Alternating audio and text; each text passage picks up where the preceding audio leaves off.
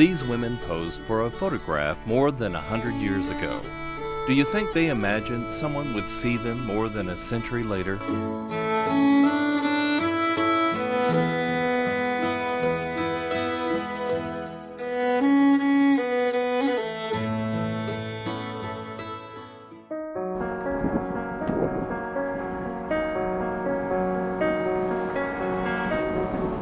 Well, everything came together in 1929, which of course is the same year the stock market crashed and began the Great Depression. And literally, it came down to a matching grant from the state of Texas to the citizens of the Panhandle Plains region to put together their pennies and nickels and quarters and dollar bills, whatever they could, to match this grant.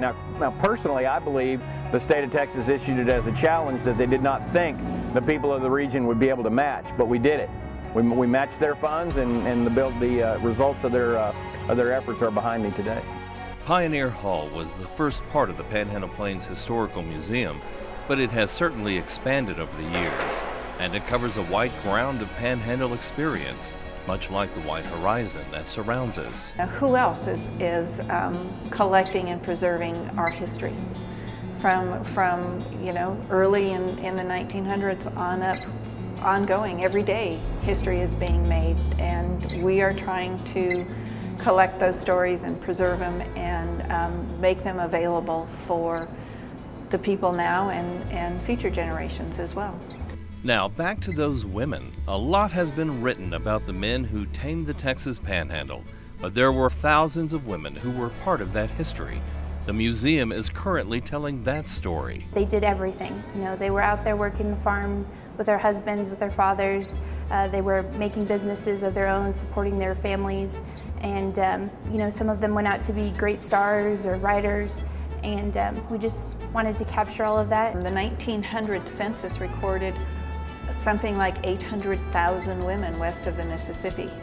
That's a lot of women.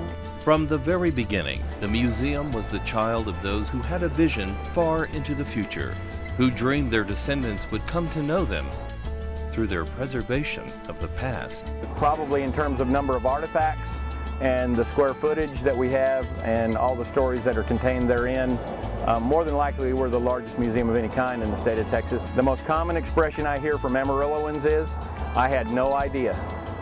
And that's kind of gratifying to hear that. And usually that's followed with, "Well, how long have you had this?" And I like to follow with, say, I don't know, 1935. So that wakes you up. We don't want to be a hidden treasure. We're a treasure and we don't want to be hidden. Larry Lemmons, Pronews 7.